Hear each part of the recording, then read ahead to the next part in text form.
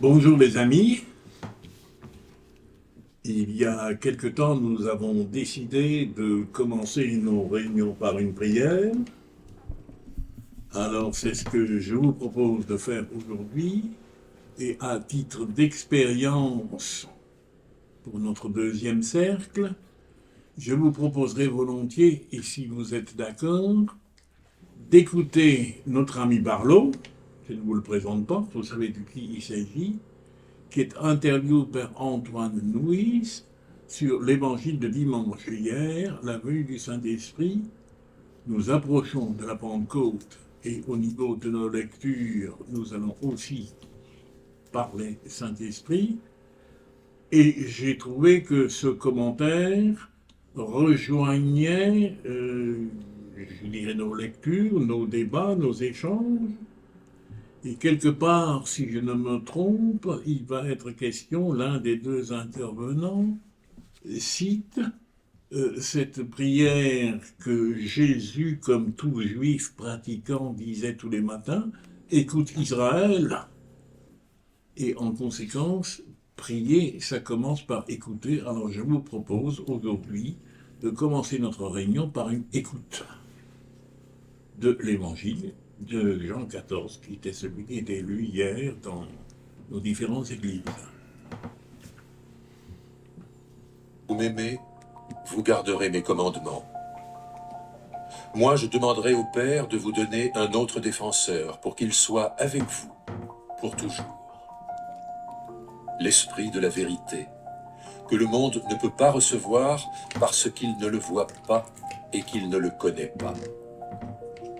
Vous le connaissez, parce qu'il demeure auprès de vous et qu'il sera en vous. Je ne vous laisserai pas orphelin. Je viens à vous. Encore un peu, et le monde ne me verra plus. Mais vous me verrez. Parce que moi, je vis. Et que vous aussi, vous vivrez. En ce jour-là, vous saurez que moi, je suis en mon Père, comme vous en moi, et moi en vous. Celui qui m'aime, c'est celui qui a mes commandements et qui les garde. Or celui qui m'aime sera aimé de mon Père. Moi aussi je l'aimerai, et je me manifesterai à lui.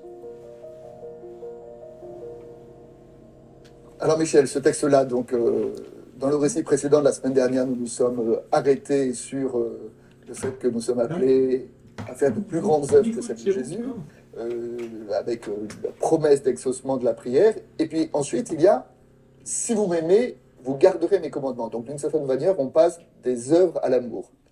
Si vous m'aimez, alors on sait bien que le verbe aimer est un verbe qu'on trouve très souvent dans les évangiles pour évoquer la foi, mais je crois qu'on a besoin de ça.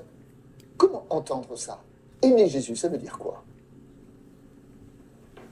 Je crois que le verset nous dit bien que ce n'est pas un amour sentimental, que l'évangile n'est pas un roman à l'eau de rose ni à l'eau bénite. Il s'agit d'autre chose que d'un sentiment, puisque vous garderez mes commandements. Autrement dit, aimer Jésus, ce serait adopter un certain style, adopter son style d'une certaine façon, à notre mesure, bien entendu. Oui. Dans le verset juste précédent, là, il y avait beaucoup la chose je suis dans le Père est en moi. Enfin, il y a un peu une assimilation entre Jésus et le Père. Et là, l'appel à aimer Jésus, ça me rappelle évidemment le commandement d'Israël. Hein. Écoute Israël, le Seigneur est un, tu aimeras le Seigneur de toute ta personne. Et donc, moi, ce que j'aime bien dans ce commandement à aimer Jésus, hein, si on le fait référence à ce passage de l'Ancien Testament, écoute Israël, donc aimer, c'est d'abord écouter. Le Seigneur est un, ce qui est une autre façon de dire tu n'auras pas d'idole, c'est-à-dire que tu ne te laisseras pas fasciner par les idoles de notre monde, et tu aimeras, et comme vous le disiez tout à l'heure, aimer, c'est pas un sentiment, mais aimer, c'est faire grandir. Le commandement d'amour, surtout dans cet évangile de Jean, hein, nul n'a de plus grand amour que celui qui dépose sa vie pour ses amis. C'est-à-dire que l'amour... Habituellement, vous disiez tout à l'heure, l'amour est un mot qui est très ambivalent d'une certaine façon.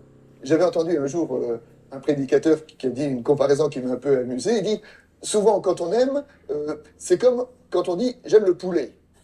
Et comme j'aime le poulet, qu'est-ce que ça veut dire? C'est-à-dire je tue le poulet pour le manger. Mais quand je dis j'aime le poulet, c'est pas le poulet que j'aime. Parce que si je l'aimais, je le ferais vivre. Ce que j'aime, c'est moi. Il n'y a que moi, j'aime manger le poulet. Et dire donc que l'amour dans la Bible, l'amour du prochain, l'amour de Jésus, c'est pas comme aimer le poulet. C'est pas un amour qui consiste à tuer l'autre pour me permettre de satisfaire un désir en moi. C'est au contraire, faire vivre. Et donc, quand Jésus appelle ici à l'aimer, eh ben c'est comment est-ce que dans notre fonction, ou dans notre rôle de disciple, ben, on permet à l'évangile de vivre. Oui, c'est d'ailleurs ce qui est tout à fait paradoxal, tout à fait bizarre dans la parabole du berger. Hein. C'est un curieux berger quand même, ce berger-là. Hein. Au lieu de se nourrir des moutons, il les fait vivre. Hein. Il y a une espèce de retournement de perspective qui est très intéressant. Par ailleurs, votre prédicateur, il citait Saint-Augustin. Hein. La différence, c'est que Saint-Augustin ne parlait pas de poulet, mais de grives. Il ne faut pas aimer son prochain comme on aime les grives. Et ben voilà, sauf qu'aujourd'hui, on mange moins de griffes que de poulet. Ça doit Alors, être du ça. coup, ça doit être ça. Ça doit être ça. Alors, mais poursuivons le texte. Et alors, à cette réponse, d'une certaine façon, à l'amour du Christ et au fait de garder ses commandements, il y a cette promesse: je demanderai au Père de vous donner un autre défenseur pour qu'il soit avec vous pour toujours, l'esprit de la vérité. L'esprit de vérité, le défenseur. Défenseur. Alors, voilà. Dis-moi, c'est quoi ce défenseur? C'est qui plutôt? Alors, mon épouse m'ayant offert un magnifique logiciel biblique, j'ai pu regarder toutes les traductions possibles de ce verset et j'ai été un peu étonné parce qu'on trouve vraiment, à la place de paraklétos, on trouve toutes sortes de mots. Hein, on trouve avocat, intercesseur, défenseur, consolateur, un autre réconfort, quelqu'un pour vous venir en aide, quelqu'un d'autre pour vous conseiller, etc. Oui, c'est toute l'étendue de signification de ce mot paraklétos en grec. Voilà. C'est quoi ce mot de défenseur? J'avoue que ça me gêne un peu. Hein.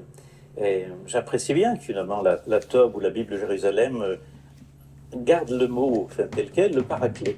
Oui, c'est paraklétos en grec. Paraklétos, oui, c'est-à-dire celui qui est appelé près de.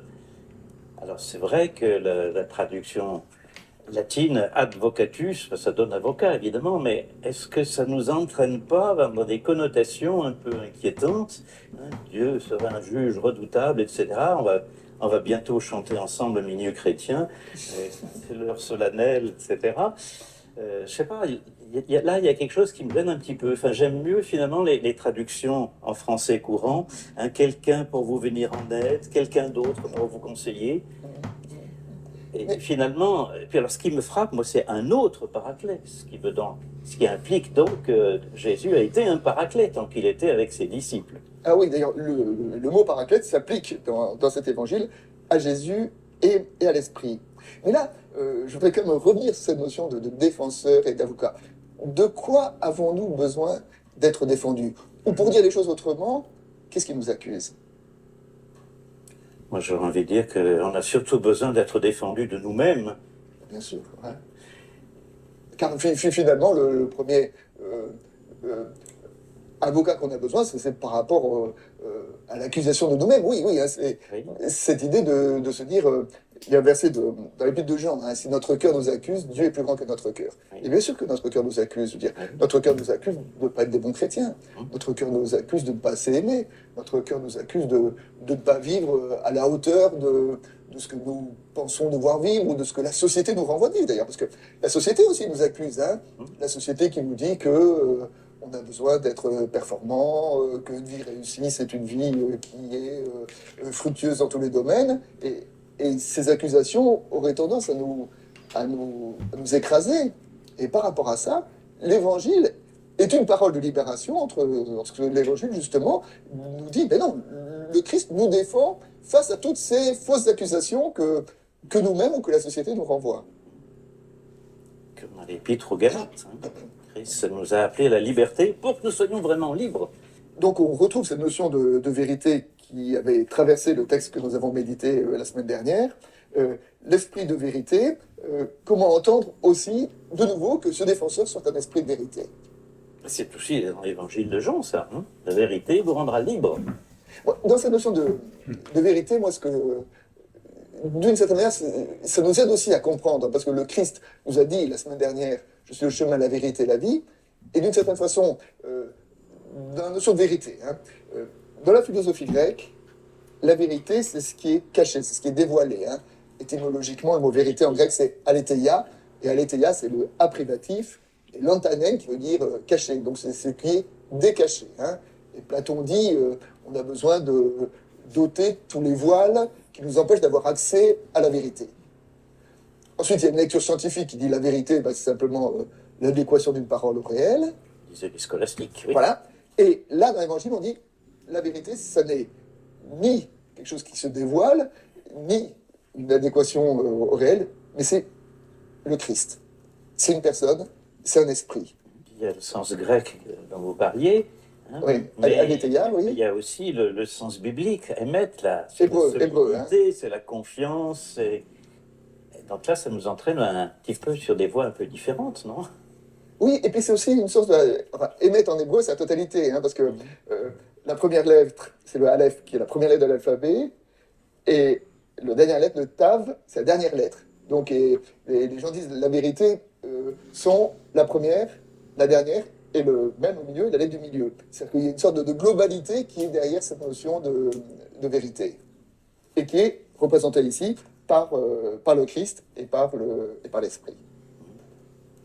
Alors maintenant, poursuivons dans notre lecture, et il y a ce verset où le Christ évoque son départ, et il commence par dire « Je ne vous laisserai pas orphelins, je viens à vous ». Au moment où dit le Christ part, il dit « Vous ne serez pas orphelins, et je viens à vous ». Alors comment vous entendez cette notion d'orphelin et de Christ qui vient ? Je pense que, on est un peu gêné avec la connotation du mot orphelin, parce que ça fait tout de suite penser la veuve et l'orphelin, et la dimension un peu affective, le pauvre petit qui a perdu sa maman, etc. Alors qu'il me semble que dans la perspective biblique, il y a davantage cette perspective sociale. Hein, la veuve, l'orphelin et l'immigré, c'est une trilogie qui revient sans arrêt, oui. comme un devoir d'ailleurs d'assistance à ces personnes-là.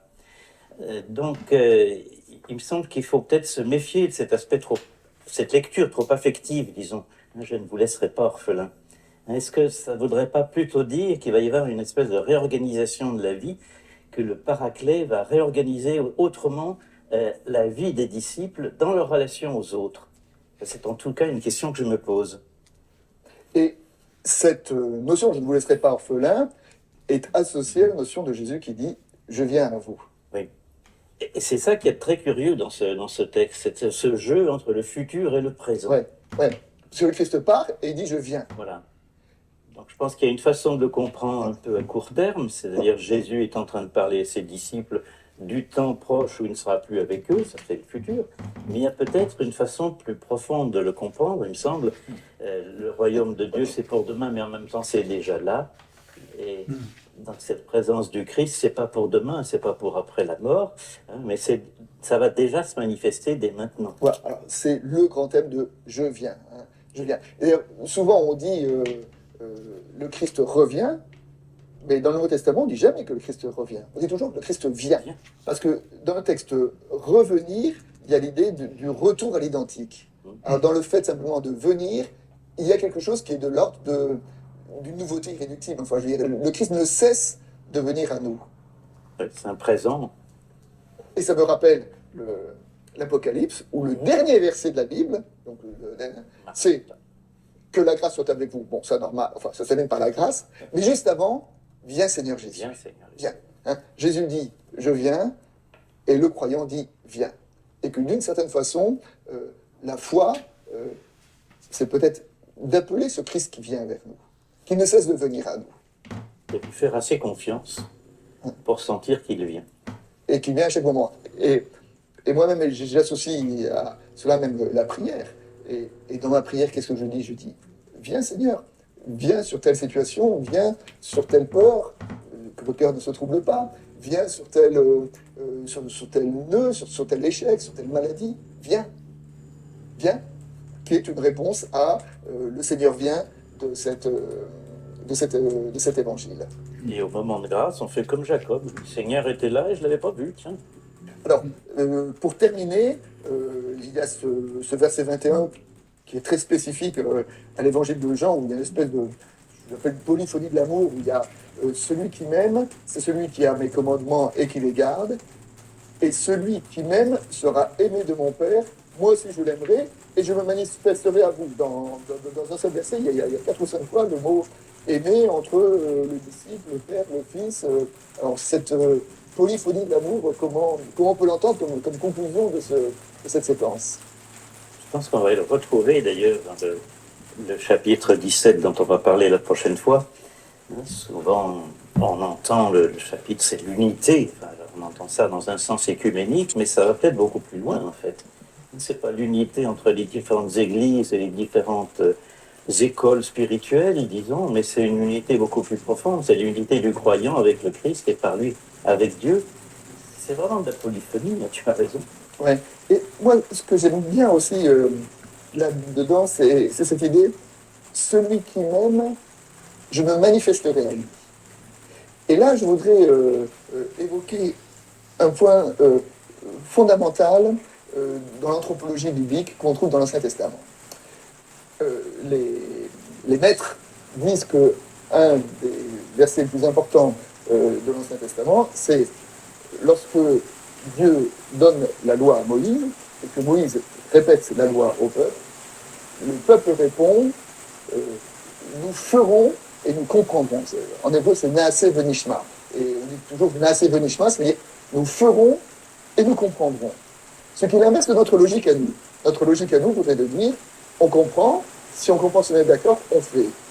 Et là, dans la Bible, on dit non, c'est en faisant qu'on comprend. Nous ferons et nous comprendrons.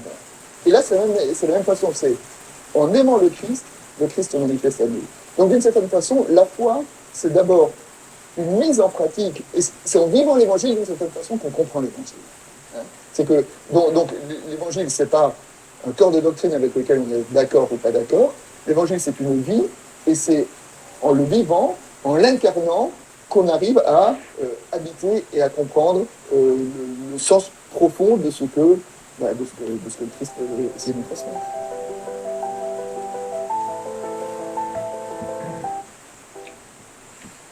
Je tenais à vous faire écouter ça ensemble parce que je pense qu'on ne s'écarte pas de notre programme.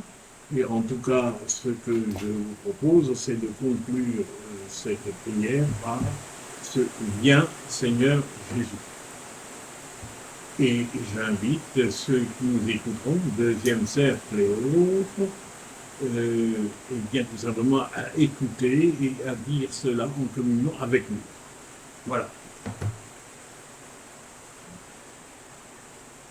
Nous entrons donc dans, ce n'est pas le vif du sujet de notre réunion, puisque vous y êtes déjà.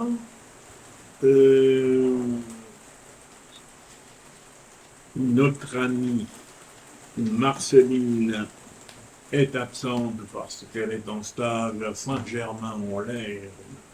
Donc elle a 2 semaines devant elle, plutôt sous pression. Ça lui fait 2 heures à l'aller, 2 heures de transport et 2 heures au retour. Et notre ami Sylvain, de son côté, n'a pas pu se libérer aujourd'hui. Il espérait pouvoir faire du télétravail, mais ce n'est pas possible. Par contre, Marceline, tout comme Sylvain, nous ont envoyé leur contribution. Vous avez dû la voir? Non? Ah. Jeanne Odile non plus? Si. Ah, Jeanne Odile, vous avez eu? Oui. Sylvain, je crois que c'était hier. Sylvain, je l'ai pas reçu. Non, Sylvain, c'est. Oui. Ah. Il a envoyé que toi, peut-être? Oui, Ouais. peut-être bien. Marceline aussi, hein. Mais j'ai pas reçu Marceline. Moi, j'ai reçu. Ça fait un moment. Non, mais il y a déjà un temps. Il y a longtemps, oui. Oui, oui. Mais pas déjà après quelques d'hier. temps. Ah non, pas hier. C'était lui, mais Marceline. Et après, il y a eu Jacques. Ah, Oui. il y a eu Jacques Stégère, Mais on dire un mot, oui. Mais Sylvain, à tout le monde, c'est pas Sylvain. Et Sylvain n'a pas envoyé à tout le monde? Non. non, il t'a envoyé à toi. Bon, ben, je vais le diffuser. Oui, oui. Et je diffuserai en même temps que Sylvain Euh, un mot que notre ami basque nous envoie, enfin m'envoie à moi. Je ne le remets pas systématiquement, mais c'est également un commentaire de l'évangile de dimanche dernier, et ça s'intitule Nous avons un défenseur. Je vous enverrai le texte. Bon, il rejoint un tout petit peu, vous avez entendu Barlow et Louise parler du défenseur. Et là, je voudrais faire le lien avec notre sujet de lecture et de partage.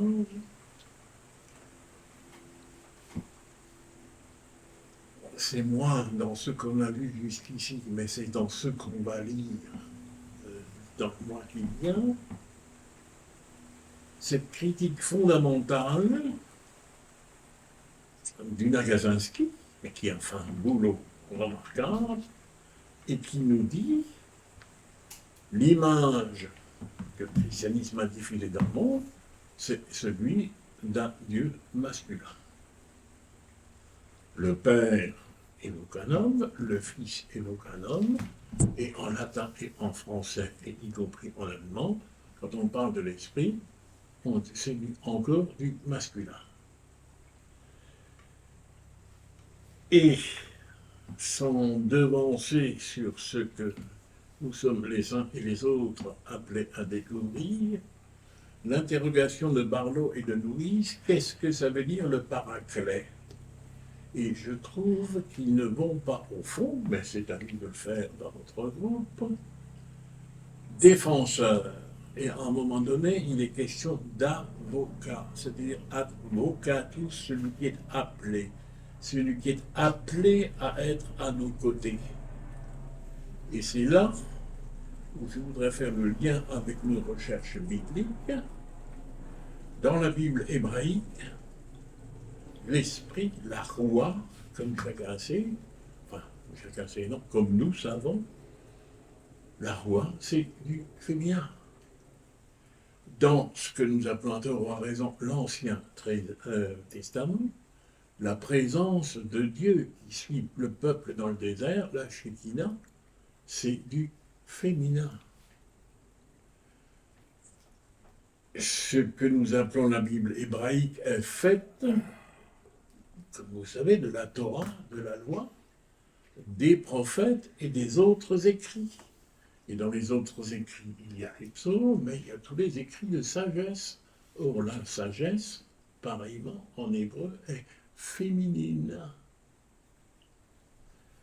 Ce qui m'a parlé, moi, mais ça c'est personnel, je dirais ça évoquera quelque chose pour vous ou pas, mais pour moi, c'est ce qui fait partie de ma vie.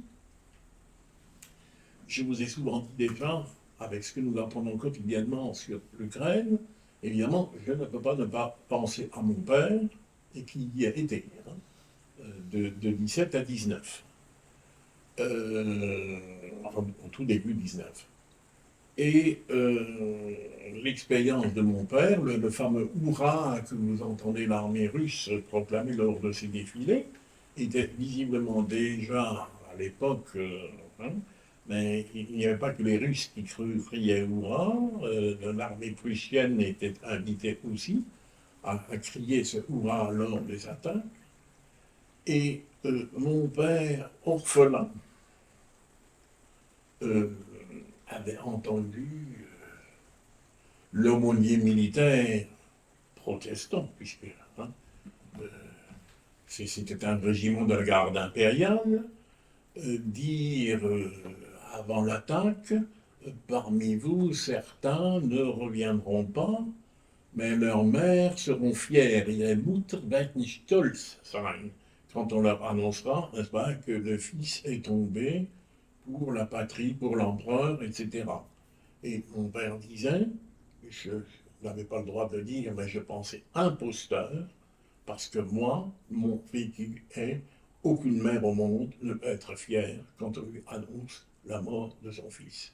Et quand mon père, et combien de fois je l'ai entendu, quand on passait devant un monument aux morts sur lequel était écrit à nos héros, mon père protestait en disant, ce n'est pas des héros, ce sont des victimes.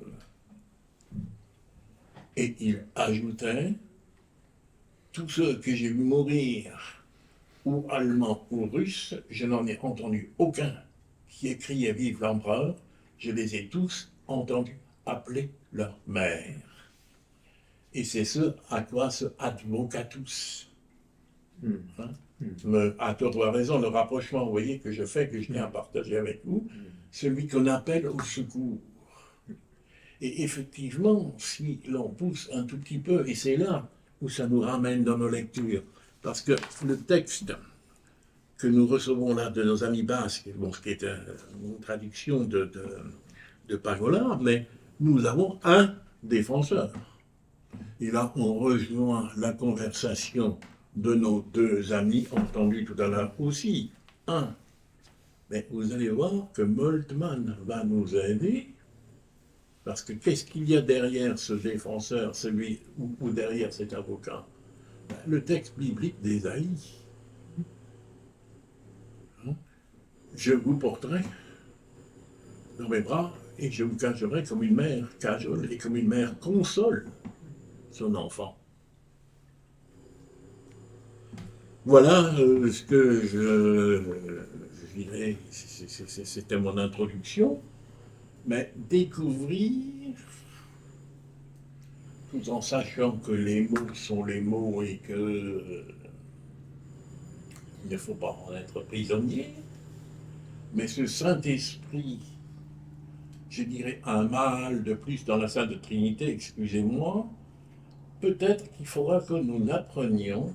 Au contraire, c'est une autre figure qui est introduite dans le trio.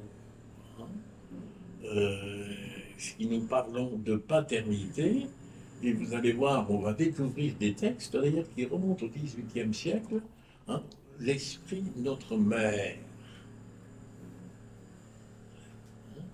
l'esprit consolateur, la consolation pour tout un chacun d'entre nous. Et si je me crois mon Père à l'heure de notre mort, si consciemment ou inconsciemment nous appelons au secours, ben, c'est le cri maman. Et pour l'enfant, au monde qui appelle au secours, le premier cri de tout enfant que nous avons été, c'est maman. Que ceci puisse. Voilà, enfin, je tenais à le partager avec vous. Voilà.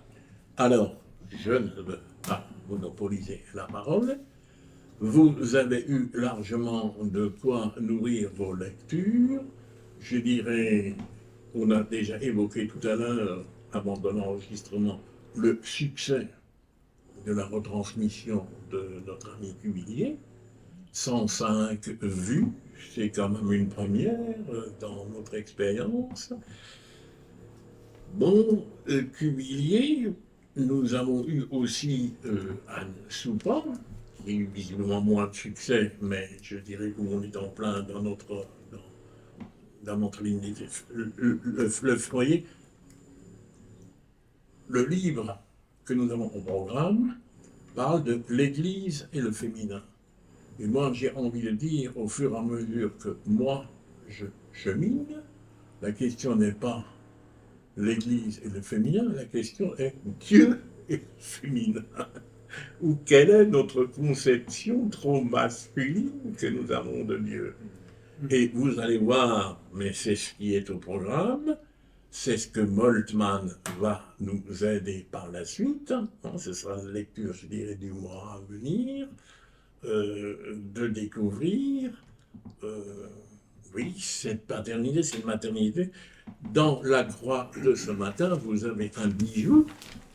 Jean-Louis me l'a signalé d'emblée, mais je l'ai vu ensuite.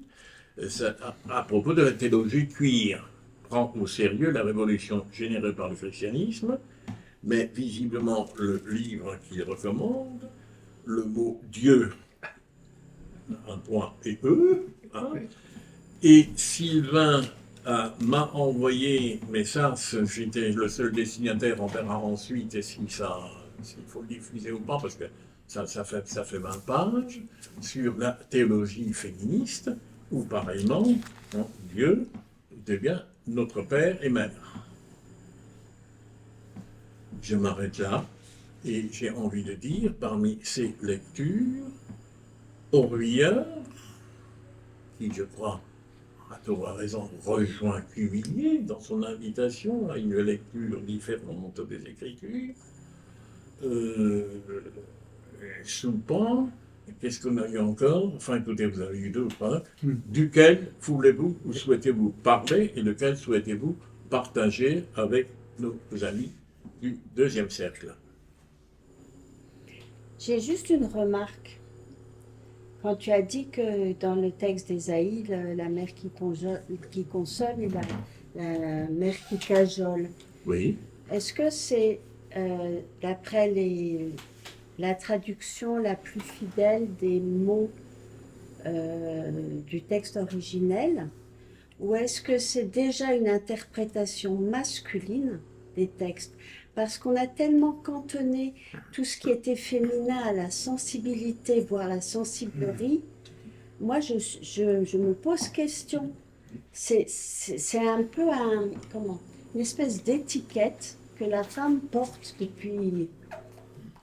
depuis que les hommes, finalement, pensent pour nous, quoi. C'est bien dit parce qu'en fait, tu dis ce que tous nos auteurs nous disent. Hein. C'est en fait la féminité vue à travers les regards du mâle. Hein. Tu fais bien. Mais, enfin, par rapport à la question que tu poses, ce qui caractérise quand même tout l'Ancien Testament,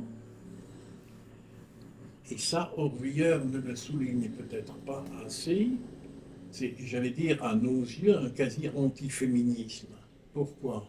Parce que tous les cultes qui environnaient Israël étaient des cultes de fécondité, avec une prostitution sacrée, et la lutte des prophètes était aussi pour faire sortir, c'est-à-dire vers le Dieu unique, et évidemment, ce Dieu unique ne devait pas se confondre. Donc là, je renvoie à Homère. Il est évident, dit Homère et disent les archéologues, qu'à un moment donné, le Dieu Yah avait sa parèdre. Homère se pose d'ailleurs même la question dans le texte de la Genèse. Faisons l'homme à notre image.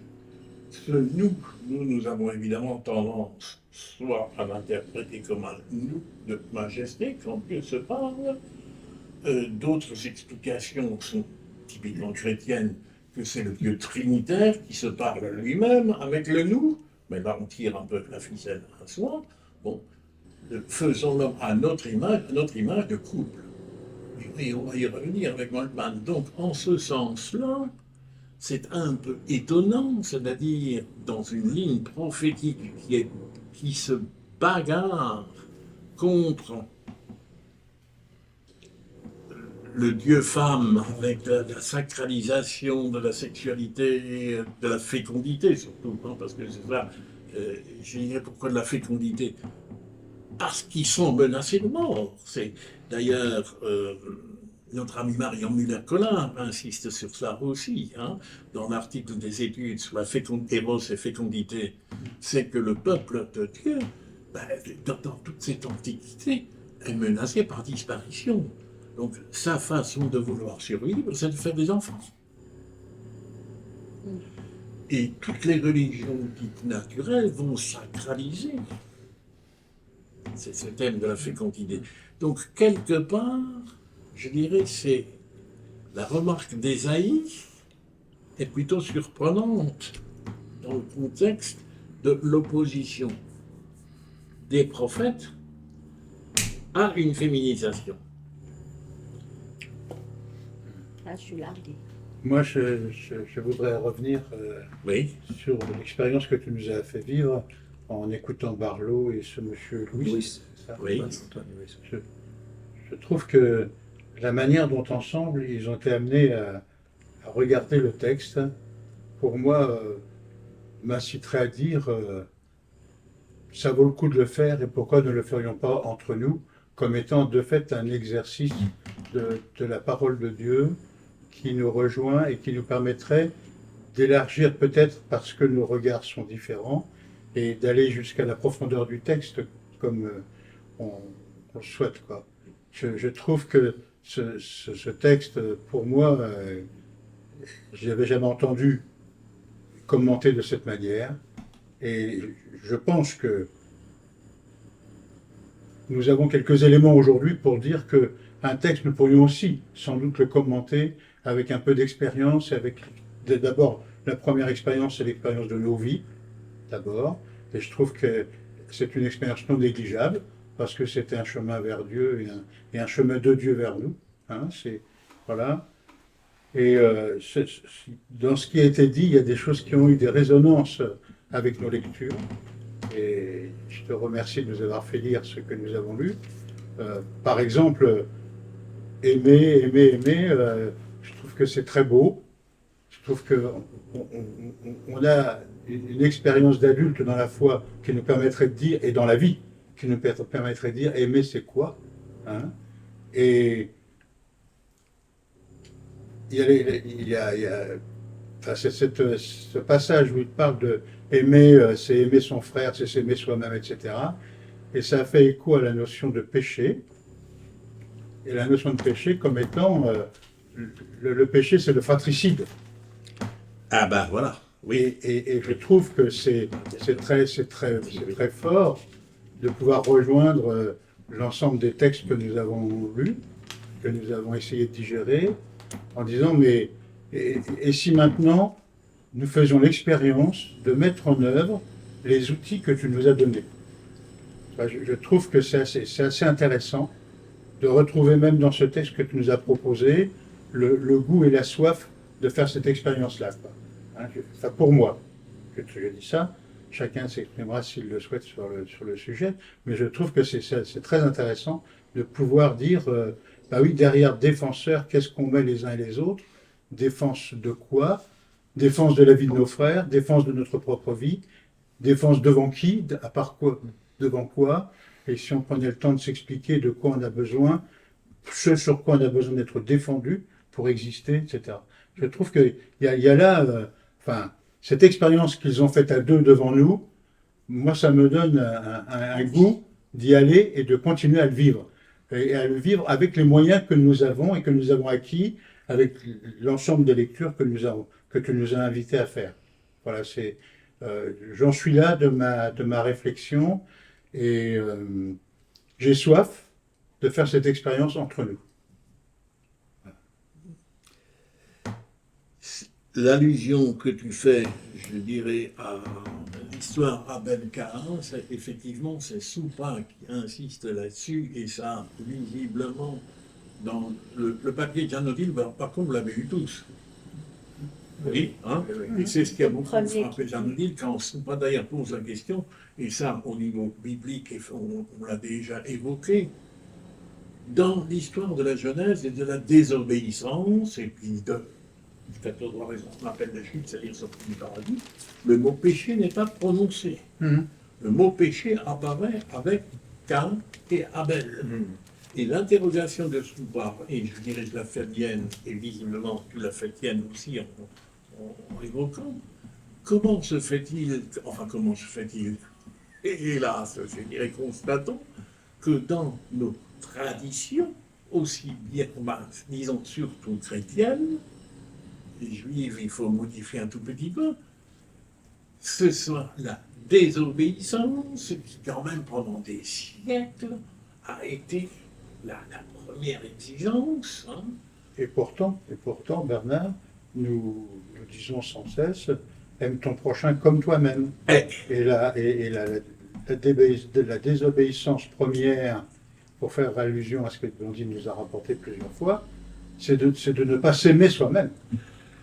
Et après, et le prochain, et je trouve que, pour moi, c'était éclairant, c'est qu'est-ce qu'il m'est interdit? C'est de me tuer moi-même et de tuer mon frère. Et je rebondis sur ce qui était dit à propos du défenseur, de l'avocat, etc., et à propos de cet amour qui, en fait, ouvre un avenir, et qui sans cesse ouvre un avenir. Et le désamour, c'est de ne pas ouvrir d'avenir à son frère ou à soi-même. Et je trouve que c'est très très fort, enfin, de pouvoir dire ça. De se dire, aujourd'hui, celui qui nous a envoyés, c'est celui qui nous dit, vis ta vie, je suis là. Et ça, je trouve que c'est extraordinaire, quoi. Et c'est sans doute ce qui nous met le plus en responsabilité par rapport à notre vie de croyant. Donc, vis ta vie, ce ne veut pas dire respecte les dogmes, ça ne veut pas dire respecte une loi. La loi qui désormais est inscrite au fond de ton cœur parce que le Seigneur vient et qu'il est là, c'est aime. On reprendra ce qui dit saint Augustin, je crois, aime et fais ce que voudras. Hein, il y a toutes les limites qu'il faut mettre autour du verbe aimer, et celle-là, il faut s'expliquer sur la signification du verbe aimer, mais il n'empêche que la parole de Dieu, quand elle est prise au sérieux, comme le demande Cuvillier, dans son texte réel, tel qu'il est écrit, nous invite à ça, quoi. Hein, et je trouve que ça, c'est passionnant. Voilà. Je voulais dire ça aujourd'hui. Oui. Et puis que ça peut avoir une actualité. Ah ben, que ça a une actualité, oui. Et c'est pour ça que dans le texte qu'on a reçu, là, que je t'ai demandé de me renvoyer, parce que je crois que je l'avais déjà reçu, mais je l'ai peut-être passé un peu sous silence dans mes lectures. Mais c'est vrai que la femme comme béance, comme attente, et l'amour comme béance et comme attente, ça a une signification profonde. Et donner la place au féminin, c'est pas donner un rôle à une femme, c'est respecter la dynamique, le souffle qui est en elle, et qui peut nous inviter à ouvrir un avenir comme elle s'ouvre pour donner naissance. Et je pense que comme dans beaucoup d'autres choses, on peut chosifier le respect de la femme à travers des choses qu'on lui permet de vivre, qu'on lui permet de faire. Elle prend toute sa place, mais ce n'est pas une place qu'elle a à prendre. C'est un être elle-même qu'elle a à prendre. C'est encore autre chose.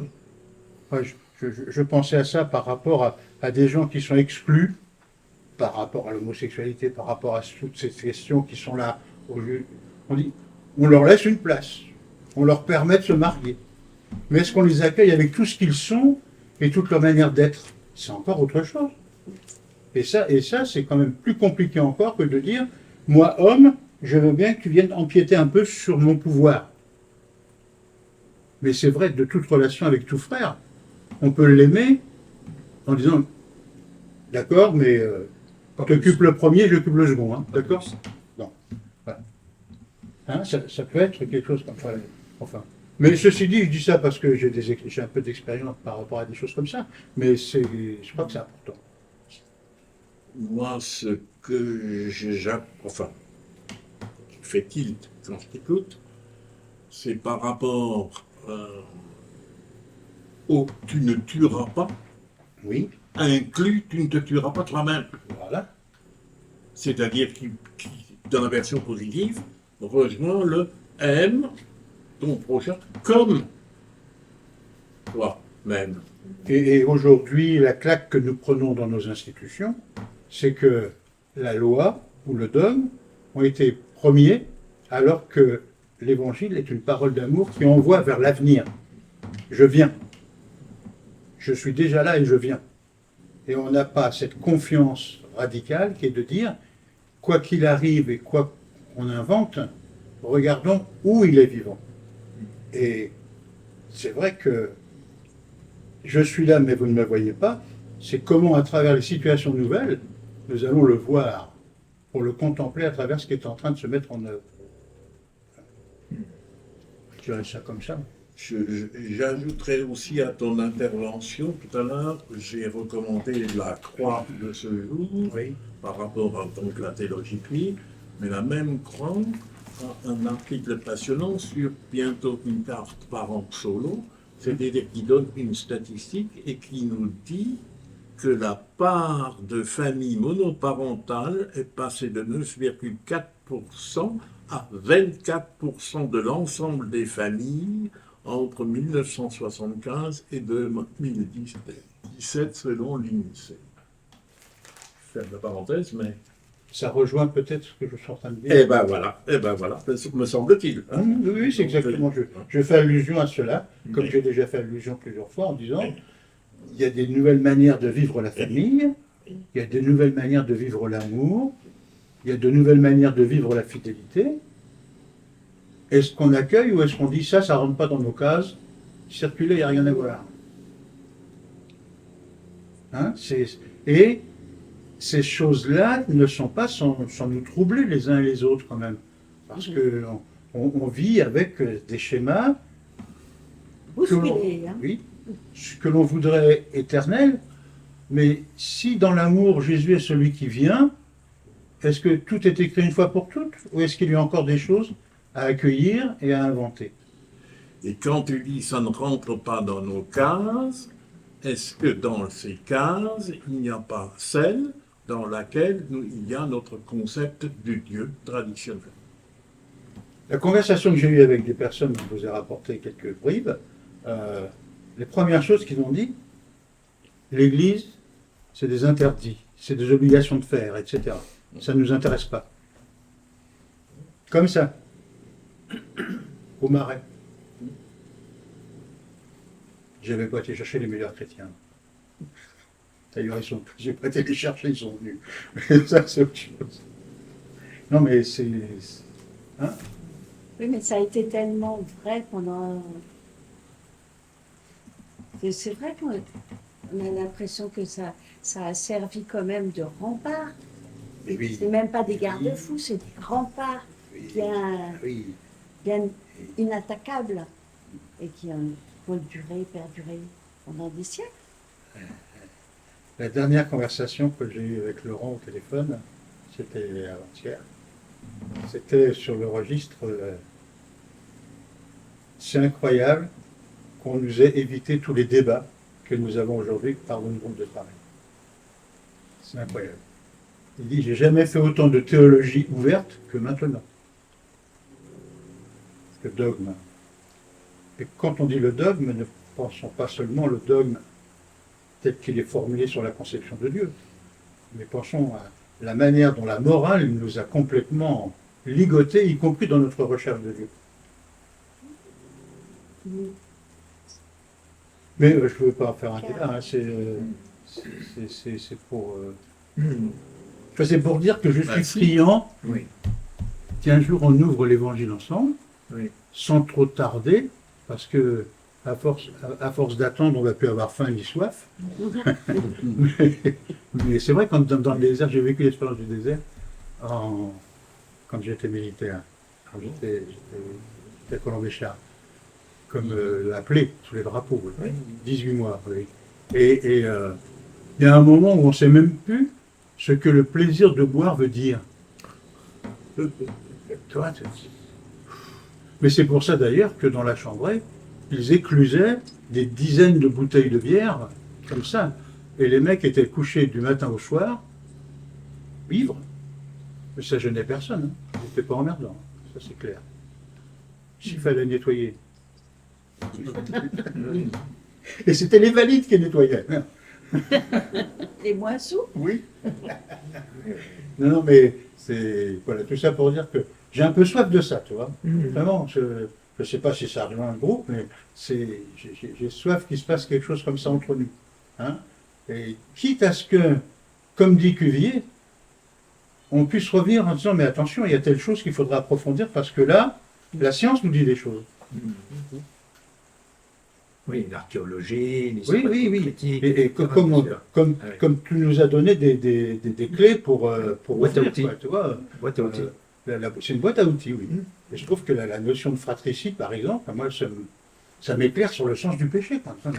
Et quand je relis certains passages de la parole de Dieu, je dis, mais il voulait dire ça quand même. Aimer, c'est si on n'aime pas, on tue.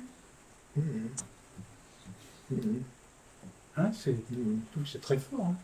C'est une découverte très forte parce que ça te réajuste sur l'objectif, quoi. Voilà.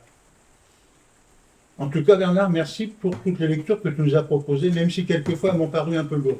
Mais c'était à mon niveau à moi. Ok. Je sais. Je peux dire aussi merci à vous parce que vous me poussez à aller faire mes fonds de bibliothèque.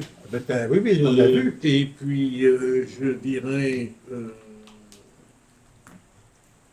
oui, c'est... Non, puis je trouve que tu as une culture générale que je n'ai pas et que tu as. On a la chance que tu la mettes à notre service. Ben, c'est tout ce que je peux faire, c'est partager. Ben oui, mais c'est bien pour La dire. transmission. Oui, C'est la tu transmission. pourrais dire, il va encore rien y comprendre, il va encore dire, ça c'est trop fort pour nous, je sais pas quoi. Mais en fait, tu nous as aiguillonnés. Et moi, je ne lis que ce qui est annoté. ou ce Ah qui bon est- Ça va vite. C'est comme l'expérience que je vous ai proposée aujourd'hui. Je dis ce dialogue entre Noïs et notre ami Barlow, ce serait dommage de le garder pour moi. Ce serait d'autant plus dommage que ça nous incite à faire la même chose. Ah bah, Et est-ce que notre groupe soit aussi ce lieu où l'on questionne la parole de Dieu, où on essaye de le prendre le plus au sérieux au point de ne pas... Moi, la différence entre le royaume et la salle de noces, jamais j'avais vu qu'il y avait deux mots différents. Jamais, je croyais que c'était la même chose. Ils sont accueillis dans le royaume ou dans la salle de noces? Ah ben alors là, autre chose. C'est Cuvier, quand même. C'est vrai. Et ça, je trouve que c'est des expériences intéressantes. Non, mais il y a des fois où j'ai dû lire autre chose, parce que j'ai lu avec ce que j'avais dans mon inconscient, et dont il faut se débarrasser, quoi. Avec ton savoir. Oui. Avec mon savoir aussi. Oui, Mais Mais c'est absolument nécessaire de le faire comme ça aussi. absolument. Mais il faut renouveler la boîte à outils. Mm. Parce qu'on a eu quelque part aussi des premiers outils donnés comme ça. Bah oui, oui, oui. Et avec une recommandation de ne pas aller trop chercher, même si on ne comprenait pas très très bien. Mm. Hein, il y avait des choses, et c'était apprendre en bloc. Alors que là, c'est exactement l'inverse. Accepte rien en bloc et discute avec tes... On en parle. On en parle. Quitte à aller chercher aussi dans des textes de gens qui ont réfléchi avec un savoir plus conséquent. Oui, oui. On décortique et on avance. Et en plus, si on refait la même réunion 6 mois après, c'est même pas dit qu'on ne se trouve pas encore des choses. Ah, c'est sûr. Ça. Voilà. C'est Cuvillier, hein. Le Cuvillier, puis la tradition mystique juive. Hein. Juif, Ah, oui. Je trouve que c'est beau quand même. Ouais. C'est en ça, c'est d'ailleurs, c'est en ça que, je me souviens plus de, comment il s'appelle, c'est quoi le dernier texte que tu nous as envoyé, que tu m'as envoyé à nouveau. Parce que- c'est de Orville. Delphine Rouillère, oui. Oui, qui dit, mais c'est en ça que la parole de Dieu est éternelle, c'est qu'elle est sans cesse ouverture. Elle est ouverture à chaque fois, elle parle à chaque situation, elle parle sans cesse, quoi. C'est en ça que c'est éternel. C'est les trous qu'on ne bouge pas. Bah oui. Elle dit que la part féminin, c'est oui. trou. Moi, j'ai retenu que celui-là, mais il y a Oui, il y a plusieurs plein. termes. Hein. Oui, oui. Il y a trop. Et que quand on lit, eh ben, on cherche à boucher les trous, Mhm. mais on ne les bouge pas définitivement et on n'a jamais fini de les boucher. C'est dans la 2e page ou 3e, en haut par là. Mhm. On dit ça des... En tout cas, là où j'ai trouvé à peu près raison, que Orlière et Cuvillier, je dirais, font le tandem, Mhm. c'est que, de fait, nous avons besoin des Juifs si nous voulons comprendre quoi que ce soit à ce que Dieu doit raison d'après l'Ancien Testament. C'est évident que ce testament leur appartient avant qu'il ne vienne à nous, et que pour y comprendre quoi que ce soit, il faut que nous nous intéressions à la manière dont eux le lisent. Mais c'est oui. Tiens, j'ai relevé une phrase là sur le bouquin de Jérusalem, le bouquin Des Smiths. Schmitt, Ah, qui oui. dit c'est l'Ancien Testament qui accueille le Nouveau, et c'est le judaïsme qui s'épanouit en christianisme. Ah bah, Comme ça, C'est-à-dire on voit bien, si on prenait simplement sur le plan philosophique ou ethnologique, je ne sais pas comment dire, mais en fait, on est en face de tout un chemin qui fait passer du polythéisme au monothéisme, dans la Bible même, puisqu'il y a plusieurs fois où on parle de plusieurs dieux, et petit à petit on dit attention, il n'y en a qu'un, voilà. Et puis après, de l'image même de Dieu qui s'affine par l'arrivée du Fils, qui vient nous dire, voilà, je viens vous dire qui est le Père. Hein. Et on est sur tout un chemin. Hein. Ça te fait sourire. Non, mais c'est parce que- Je crois que c'est autre chose. Bon. C'est pas d'ici, d'ici. J'ai compris. Non, mais c'est vrai, et en fait, on est devant un. Sauf ce qui est c'est intéressant, c'est de se dire tout un peuple était à la recherche de ce qui l'habitait au plus profond, et c'est l'arrivée du Christ qui a permis de l'épanouir à l'ampleur de l'histoire. Pour nous. Pour nous, je dirais chrétiens entre guillemets. Oui, oui. Et je dirais là où. Parce que je ne sais pas si vous avez lu Stégère, notre ami Jacques, Oui. découvre dans la croix d'ailleurs la fille Abécassis, dont j'ai lu un certain nombre de choses, mais je dirais j'ai surtout fréquenté le père, enfin je fréquenté rarement, plus la fille, et Eliette, oui tout à fait.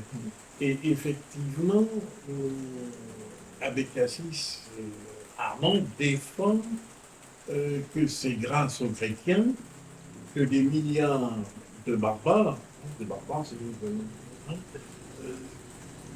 ont découvert le dieu unique, donc bon, et en même temps, donc je dirais, dans notre approche du Dieu trinitaire et dans notre approche de Jésus, homme et hein, reste toujours une dimension, c'est celle de la théologie négative. Jésus nous permet de parler de Dieu, mais ne soyons pas dupes de ce langage. Notre langage et Dieu, ça fait deux. C'est au-delà, au-delà. C'est voilà. Hein? Il est encore tout autre. Ouais. C'est voilà. C'est Et pourtant, on a besoin. Mais oui, je on a crois que besoin. c'est de la même manière dans une relation amoureuse. Il y a un moment où on est obligé de rentrer dans le langage de l'autre. Et en même temps, l'autre est aussi pour moi un mystère, et Sylvain serait peut-être content d'entendre ça. Oui.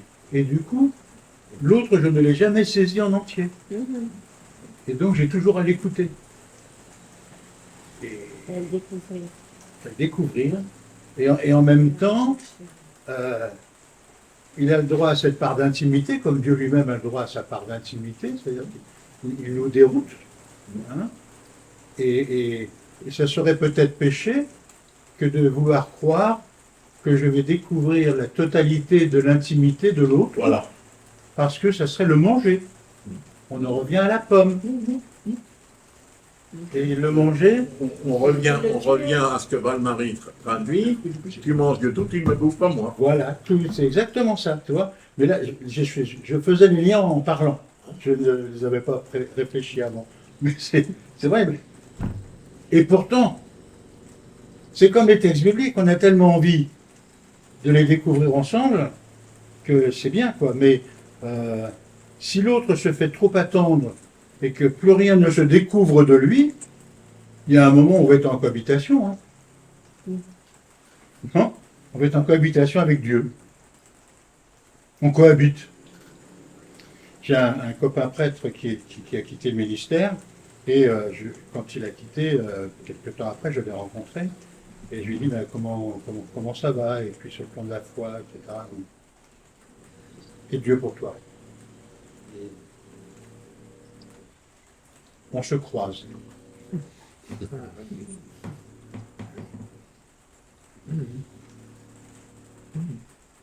Et des fois dans ma vie aussi, je croise. Mais c'est le doute. C'est la mise en place. Oui, puis c'est. Non, Non, c'est le doute aussi. puis là, si tu veux, c'est du genre. Pour l'instant, là, la question est au placard, parce que j'ai plus intérêt, j'ai pas envie. Et c'est vrai que quelquefois, nos recherches peuvent être tellement épuisantes qu'on peut dire j'ai plus envie. Hein? C'est ce que j'ai dit à Philippe en venant. Des fois, je me demande si je suis encore croyante. Ah oui, Si j'ai encore envie de chercher la foi. Et il y a eu une phrase, et je crois que c'est dans ce que tu nous as envoyé là, qui disait finalement, croire en Dieu, ça ne veut rien dire. Par contre, si on veut pouvoir poser l'acte de foi, il faut le fréquenter.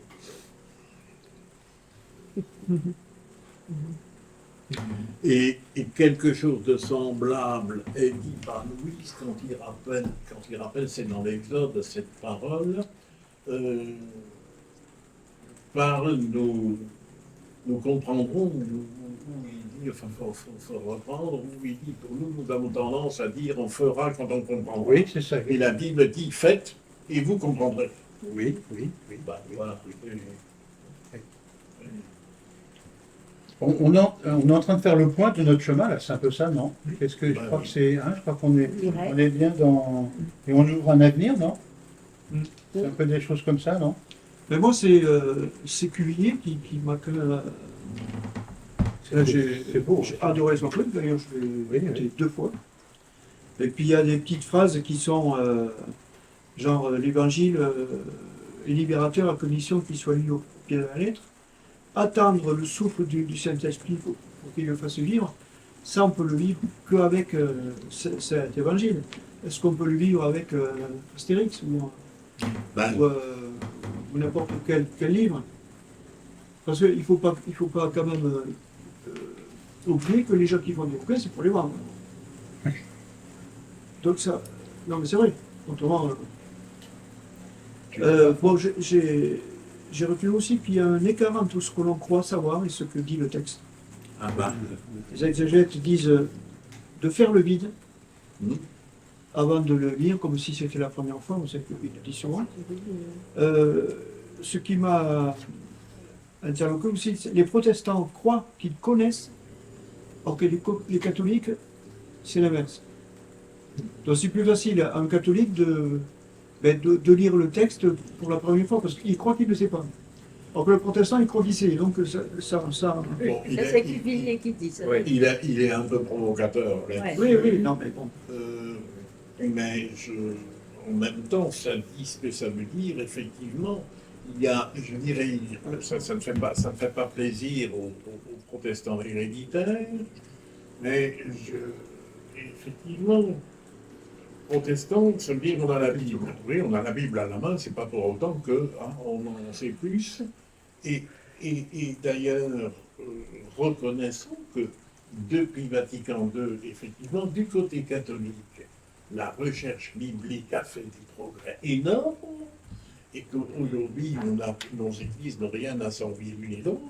Et surtout, il y a cette chose qui, moi, me réjouit, mais par-dessus tout, c'est qu'effectivement, quand Cathéo, de temps en temps, je mets des réserves à ce qu'il veut dire, accueille Marguerite comme dit notre exégète, là, je suis encore de monde, ouf, hein?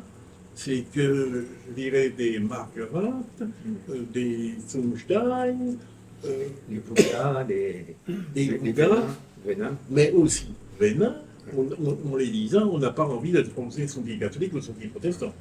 Non, ils sont des biblistes. Et Ils ont 30 ans d'études ben oui, mais avec eux. Mais moi, c'est quelque chose qui me réjouit à fond, quoi. Hein?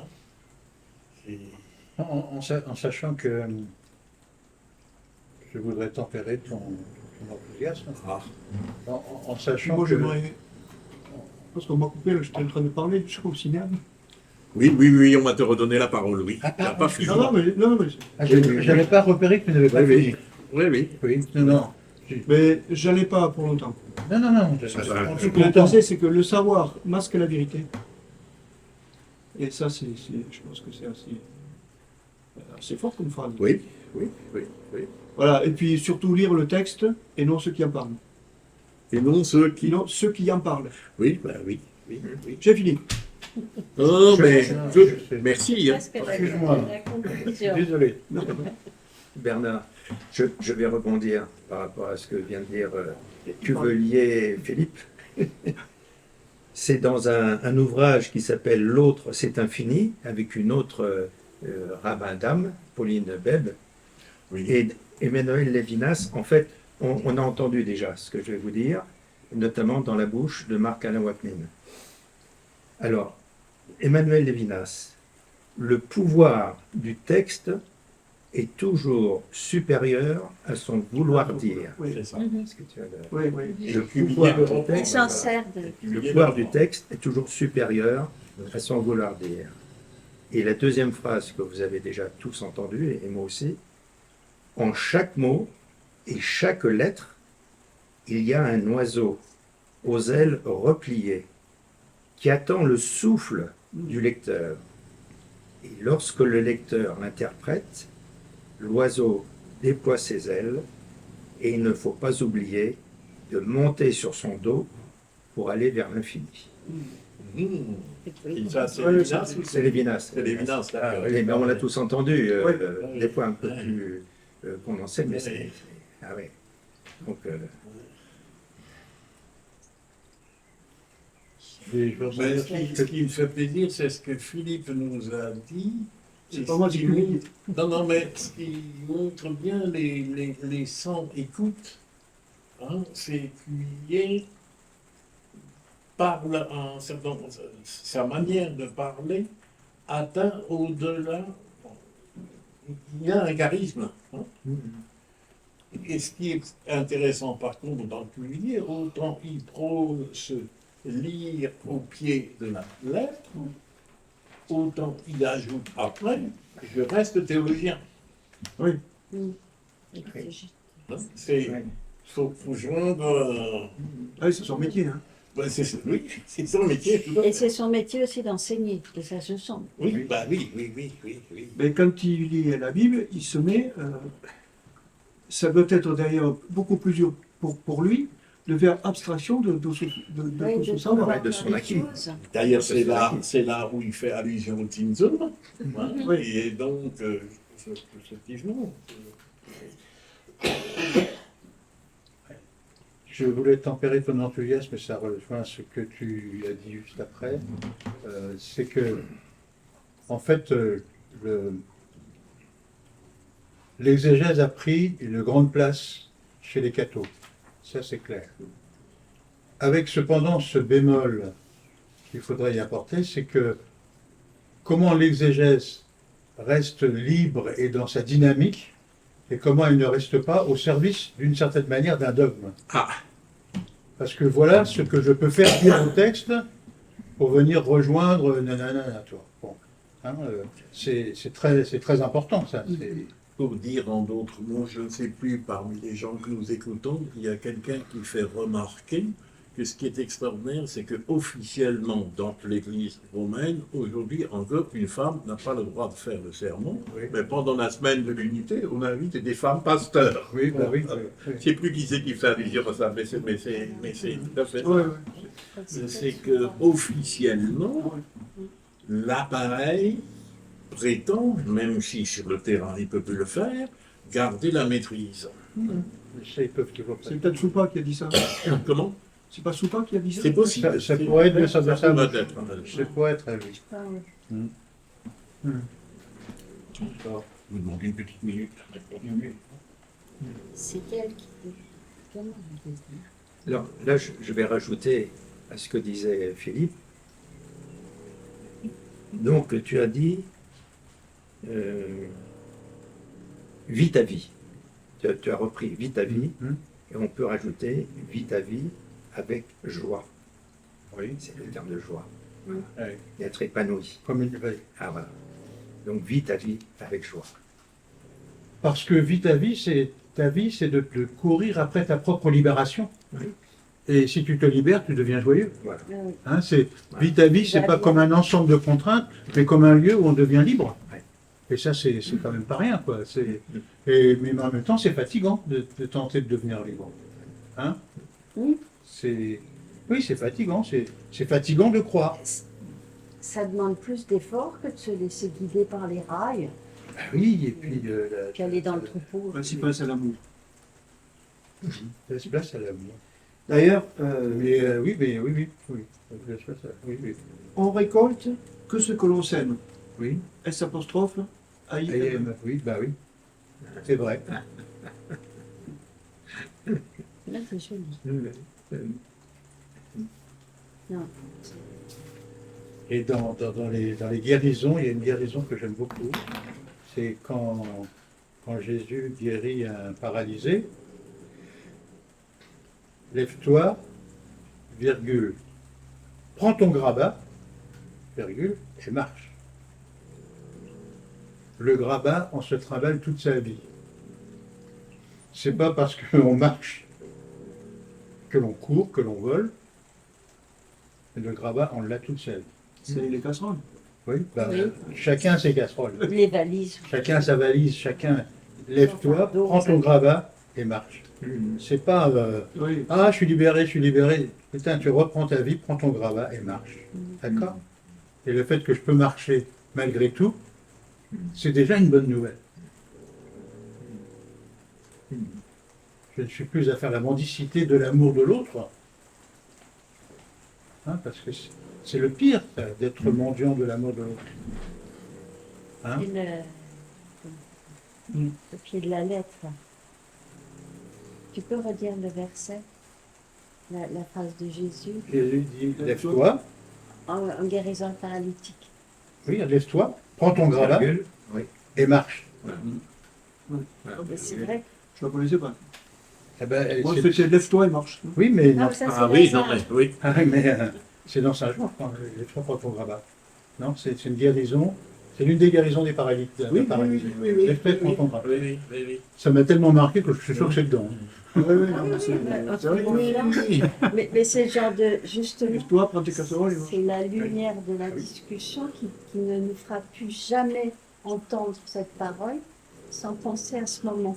Ah, c'est-à-dire qu'avec les De- détenus, tu vois, avec les détenus, ça m'a rendu attentif à ça, mais prends ton grabat.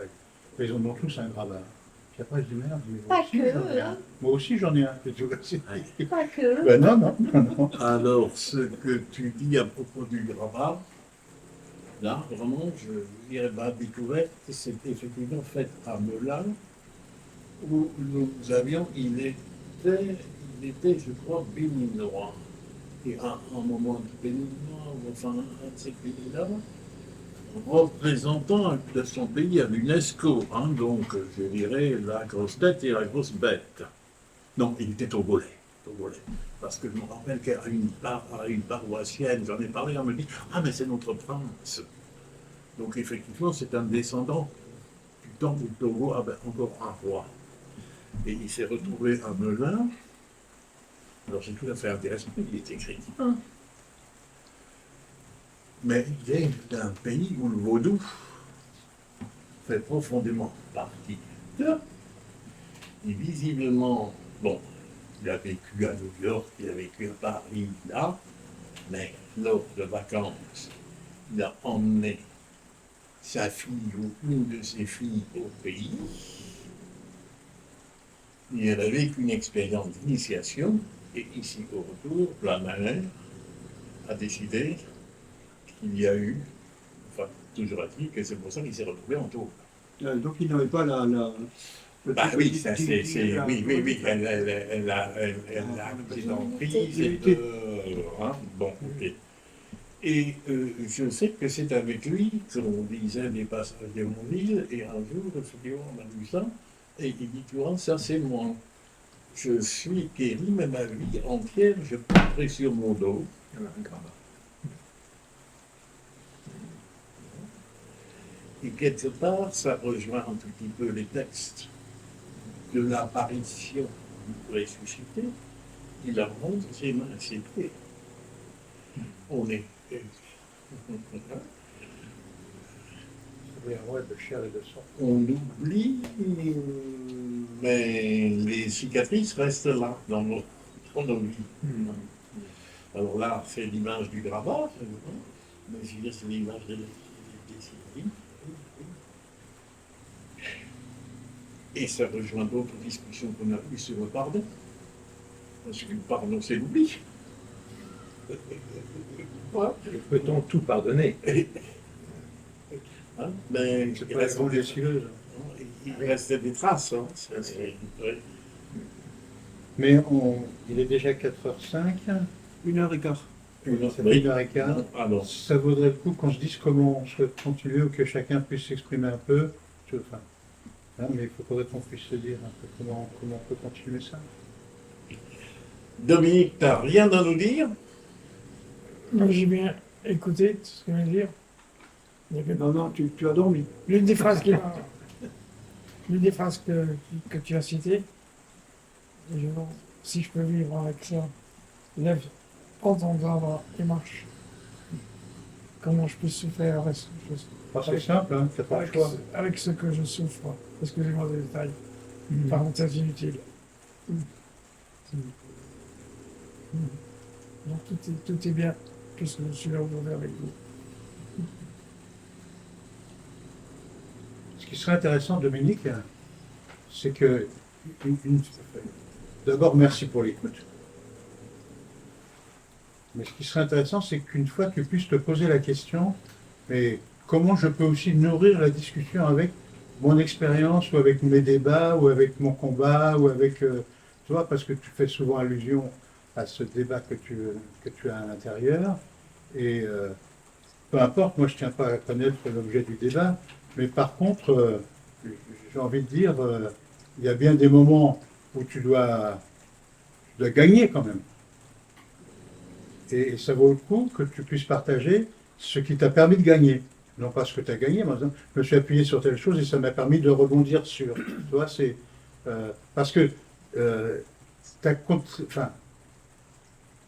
ta non-contribution, pour moi, serait un manque. En disant, il est là, et est-ce qu'on lui accorde bien le temps qu'il veut? Est-ce qu'on lui accorde les moyens de parler? Est-ce que notre vocabulaire est un vocabulaire qui lui permet de prendre les mots et de nous dire des choses? Enfin, tu vois, moi, je me pose un tas de questions, tu vois. Mais je trouve que je comprends que ça te suffise d'écouter, mais dans le groupe, moi, ça ne me suffit pas de ne pas t'entendre. Parce que si tout homme est à l'image de Dieu, tu as quelque chose de toi que tu dois nous transmettre qui nous permettrait sans doute d'aller plus avant sur le chemin de Dieu. Voilà. Si on disait les choses en termes spirituels. Tu vois, voilà. Mais j'ai envie de te secouer l'appareil en disant, es-tu conscient que tu as quelque chose à partager de la part du chemin que tu fais avec Dieu? Il faut que tu en sois conscient. C'est peut-être ça qu'il faut que tu te dises aujourd'hui. Non pas l'image de Dieu, parce que je ne sais pas qui est Dieu, je ne l'ai jamais vu, je ne sais pas qui c'est. Donc je voudrais parler, non pas de moi-même, mais autour de ce que je vis mal, autour de moi. Pourquoi Dieu, toujours Dieu? Ce qui m'importe, c'est, excusez-moi, c'est égoïste, c'est le moi que je vis. C'est ça qui est important. Comment je le vis, de façon ou d'une autre, mal ou bien, peu importe, c'est pas le problème. Le problème, c'est que je voudrais peut-être parler davantage de ce que je vis, ici ou ailleurs. Merci pour votre écoute. Et parce que le grabat, c'est pas que négatif. Non. On apporte tout, le bien et le mal, quoi. Et c'est grâce à ça qu'on parle par rapport à notre vécu, bien ou mal. C'est les épreuves. Oui, C'est les épreuves. et les bonnes choses. Oui, et justement, par rapport au grabat, j'ai donc mon sac. Quand je fais mes marches le matin, enfin je reprends tout doucement là, mes marches le matin, j'ai mon sac dans le dos. Et c'est vrai que tout d'un coup, j'ai l'image de ce que vous avez évoqué il y a quelques semaines, quelques mois. C'est, on est sur la plage, il y a 4 pas sur la plage, et puis il y a une grimpée. Et donc, dans la grimpée, il n'y a plus que deux pas sur la plage. Donc on se dit quand même, là vraiment, là tu exagères, hein, tu m'as laissé tomber. Et puis finalement, Jésus dit non, c'est moi qui t'ai porté. Donc on pourrait, pour le grabat, dire que, en fait, il y a une main derrière. J'ai des frissons. Il y a une main qui peut te permettre de temps en temps, quand la côte est trop forte, voilà, de soulager ton sac. Et dans ce temps de Pentecôte, peut-être que on a parlé de défenseurs, on a parlé d'avocats, on a parlé d'aide, venir au secours, etc. Et c'est peut-être l'expérience de l'esprit qu'on fait à ce moment-là. En disant, il y a une force qui m'habite et qui me permet d'aller au-delà de ce que mes moyens spirituel, humain, me permettrait. Ça, on va encore au-delà, quoi. Je trouve que c'est... Si vous regardez les enregistrements de notre ami Blige, c'est l'Évangile autrement, là, à l'occasion de Pâques, il a une intervention où je vais avec ta main posée sur mon épaule. Oui, c'est ça. Hein? Oui. Ouais, ouais, Oui. Oui. Ou les pas sur la plage, enfin, Oui, oui, oui. c'est vrai. je trouve que cette référence, elle est importante. Hein, c'est l'idée du compagnonnage. Voilà. Après, c'est un autre débat, mais le livre que tu m'as passé... Et que l'Ancien Testament appelle, donc c'est traduisible ou pas, bon, je ne suis pas suffisamment hébraïsant pour, mais c'est Shekinah qui a... Bon, quelquefois en français on traduit aussi par la nuée. La nuée qui accompagne, tantôt qui éclaire, hein, et tantôt elle part devant. Et c'est Shekinah, et c'est un mot féminin en hébreu. Aussi, oui. Et pour reprendre ce que disait Jean-Philippe, il parlait de la chosification. Oui. Et si je ne me trompe pas, le terme de chose, d'abord, c'est d'Héber, Ah oui, c'est la parole. oui.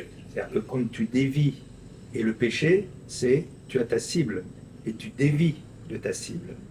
Eh bien, finalement, tu tombes dans la chose. Alors que là, tu as la parole qui est au centre de ta cible. Et c'est pour ça que, à la fois par rapport à Barlow Nuis et puis ce que vous avez évoqué, la vérité vous rendra libre. Je rajoute du péché. Et j'ai fait un petit schéma. Ici, c'est la cible, ou tir à l'arc. Et sur la cible, il y a Emet, qui a été évoqué, la vérité. E-M-E-T. Et en fait, lorsque je tire sur la cible, je peux soit tomber sur la parole, soit toucher la première lettre qui a été évoquée, le A, le E de Emet, et à ce moment-là, le mot de vérité devient mort. Donc on retrouve aussi le fait que le paraclète, qui est l'avocat, il te dit, mais Jean-Louis, t'as mal visé là, tu es en train de viser la première lettre là, de vérité, le V de vérité, disons. Eh bien, essaye de recentrer ton tir et tu trouveras la parole. Et je trouve que, voilà, et quand tu parlais de chosification, tu vois, je pense que l'esprit est là pour nous dire à chaque fois, attention, est-ce que tu respectes ton frère ou est-ce que tu en fais un objet de plaisir? Et le mot, c'est aime et fait ce que voudra, mais objet de l'autre ne peut jamais en aucun cas devenir un objet. Voilà. Et ça, c'est le péché mortel. Enfin, non. Mortel parce que tu Oui, le rends- il tue. il tue, c'est le péché qui tue. Il y a la phrase qui tue, tu sais, dans des trucs, Ouais. les gens, des fois, tu dis, ah, il est gentil, puis d'un seul coup, il dit, blam, cassé, cassé. Ouais. Hein, c'est ça. Et c'est aussi, alors, bon, il y en avait moins à Choconin qu'à Melun, parce qu'à Melun, j'ai fait le carré, je dirais, des gens qui ont tué. Oui. Et quand on arrive à parler avec eux, eux-mêmes reconnaissent, ils ont tué, mais ils ont aussi tué quelque chose en eux-mêmes. Un gars là, qui est américain, avec qui j'ai fait un bon bout de chemin, le jour du procès, la sentence allait être prononcée, avez-vous un mot à dire? Et, de toute façon, j'ai pris perpète. C'est ça. Oui. Ça, c'est- voilà. Oui. De toute façon, j'ai pris perpète. Il avait étouffé sa fille qui était multi-handicapée de... Ah oui, je vois de qui tu parles. Oui. De toute façon, j'ai pris perpète. Et c'est vrai que il le porte encore, quoi. Bon, il arrive à sourire. Enfin, il arrive à rire, je le vois de temps en temps. Quand je le vois rire, je trouve que, pour le coup, Jésus est parmi nous. L'heure passe. Je crois que 1h24. Bon, par rapport à ce que exprime Jean-Philippe pour faire le point, moi, volontiers, je vous demanderai, faisons encore l'étape suivante et faisons le point après Pentecôte. tu crois. Comment? Tu crois? Oui. Oui. Oui, Ah bon. parce que tout ce que nous avons évoqué, je dirais, va trouver quelque part une résonance. Et j'aimerais que vous l'ayez dans votre cabane. Oui, mais peut-être qu'on peut le lire, Ah ben et oui. puis que la prochaine fois, Oh non. on parte sur un texte d'évangile. Ben, vous Et le du coup, choisirez on là-dedans. l'intégrera. Vous On le choisirez, l'intégrera. vous le choisirez là-dedans. Le texte d'évangile. Parce qu'il y a plein de textes d'évangile là-dedans. Il y a plein, Là-dedans, il y excuse-moi. a plein Dans ce- de références. Oui. Ah oui. Eh ben, Hein, et, Oui. et je dirais qu'à la limite, chacun choisisse la phrase d'évangile. on peut démarrer comme ça. Ce sera peut-être notre temps de prière pour démarrer. Voilà. Chacun dit voilà ce que j'ai lu comme Voilà. texte. Et on démarrera comme ça sur une dynamique. Hein. D'accord. Et ben voilà, c'est très bien. Hein. Allez, Bon, pour finir, juste, je voudrais, Jacques Stéger s'est un peu étonné parce qu'il nous dit dans son papier qu'il a pris goût à notre sujet grâce à la lecture des femmes et des dieux, et il s'étonne de notre silence. Alors moi, tout ce que je peux dire, c'est que je crois que tu l'as lu, Blandine. Non, pas Non. entier. Bon, je sais J'ai lu pas, des passages. puisque au moment même où je reçois le petit mot de Jacques Stéger, c'est le jour où Anna me le rend. Ah, c'est un Je sais que Marceline l'a lu, Anna l'a lu. Je l'ai en la maison. Est-ce qu'il a, en tout cas, il est à notre disposition. C'est le témoignage de. Ça peut pas être un livre de vacances. Hein. Tiens, Et ben voilà.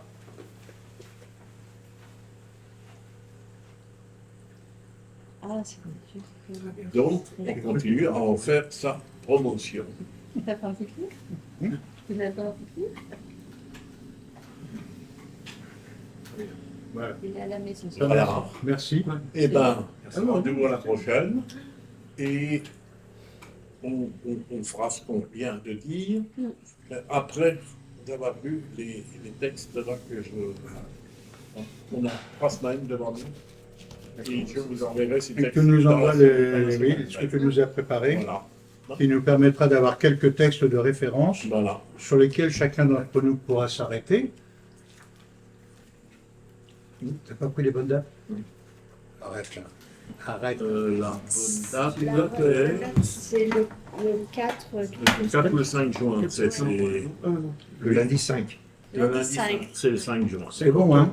On est tout à fait d'accord. Octobre. Et ensuite, Voilà. Et ensuite, 5 juin, groupe de lecture. Voilà. il y en a Et encore après, une en juillet. juin. Voilà. Et moi, le 10, je pars en vacances quand je rentre. Ah, c'est bien. Enfin, on va, oui, on va Et on fait tu toujours nous en vacances. reviens, et tu nous reviens quand? Le 17. Ah, le 17 juillet. Oui. Une semaine. Donc, Le 10, non, juin. Juin. 17 juin. Oui. Ah ben, on le fait rendez-vous le 5 juin. Oui. Allez. On a encore une fois en Allez. début juillet, je crois. Ah oui, parce Je qu'après, regarde. après, je pars au Il y a- Portugal, la après. même semaine. Lundi 3 juillet. on dit au revoir. Oui. Oui. On a encore... Oui, c'est ça, on a encore. On Oui. dit au revoir. Voilà. Oui. Oui. Trois C'est bon. jours. Tu dis peut-être. On dit au revoir. Tu dis au revoir. On dit au Eh revoir. bien, au revoir les amis et à bientôt.